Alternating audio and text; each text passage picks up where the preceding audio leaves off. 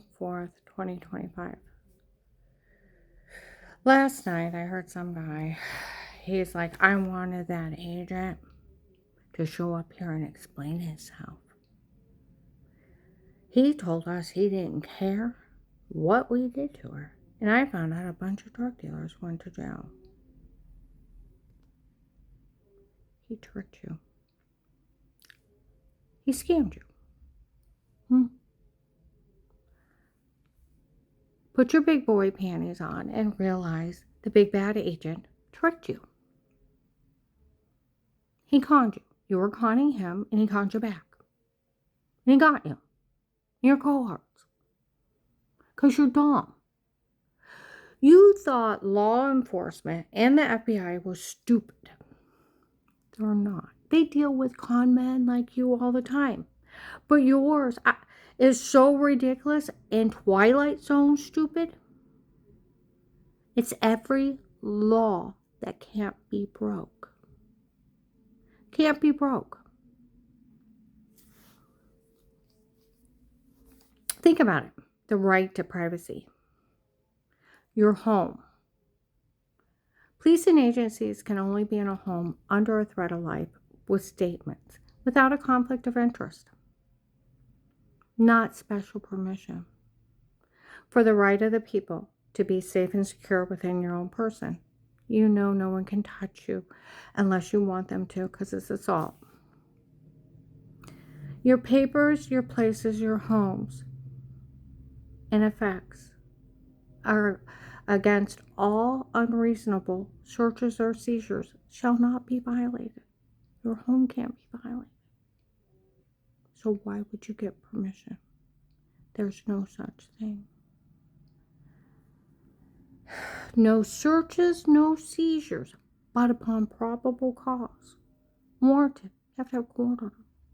With an oath or affirmation of people, places, or things to be searched or seized. Now, you also have the right to remain quiet, the right to an attorney.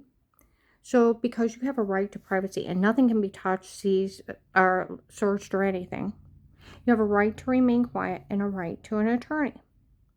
Police and agencies can only be in a home under a threat of life with statements, with a court order, without a conflict of interest. You can't have an interest in that, like a dirty attorney and dirty Dr. Jack the Ripper rapist friend running cons on people. You're stupid. Going in there with stocking tapes and a photoshopping a showering and washing yourself in the shower and your personal perverted tapes that you did on your own. Your dirty Dr. Jack the Ripper rapist breaking in. The poor woman don't even know you're there. You're slipping stuff in her drink when she's out of the room. Or stabbing her with date rape drugs and beating and raping that poor woman and telling her to say stuff. I want you to think about that. And then, you try to tell people you have sodium pentothal reports like it's spy flick movie stuff. They probably thought you were deranged. Coming in there with drug confessions, illegal monitoring tapes, felony invasion of privacy, cyber stalking,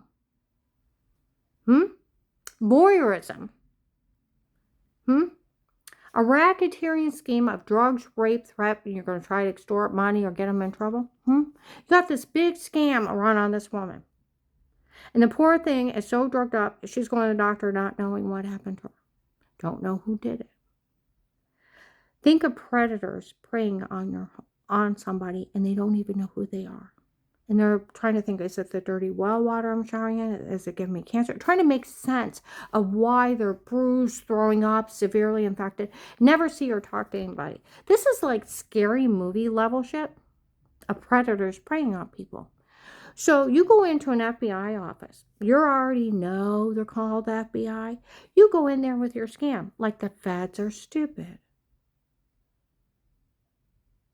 And they're in there and you're trying to tell them you have special permission to hurt people. There's no such thing. Police and agencies can only be in a home under threat of life with statements in a court order without a conflict of interest.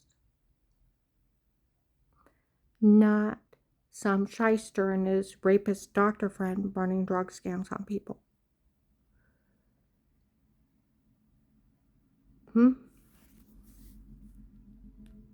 You're scamming. You think you can scam the feds now?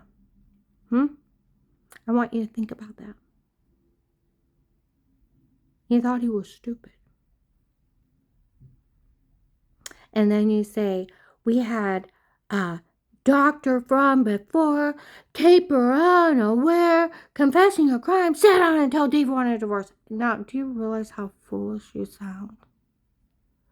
It's illegal for a doctor to hit you unaware. It's a HIPAA and Privacy Act. It's a 10-year sentence. It's a 10-year sentence for them to be in there with Dave. And they're in it with Dave, and people in there saying, hey, we're trying to kill her because our minister called her a faker 15 years ago. No, it's a medication. And they're trying to justify in their deranged thinking that they could kill somebody and hurt them.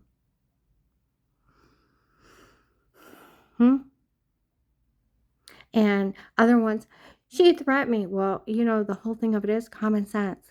Did she go to your church? No, she hadn't been part of that church in 15 years. Where would you see her? She's not associated with you.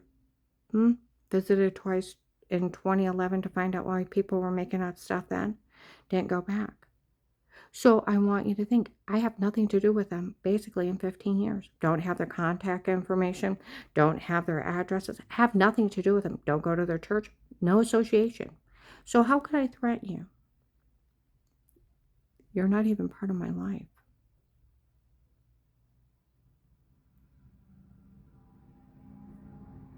Got it?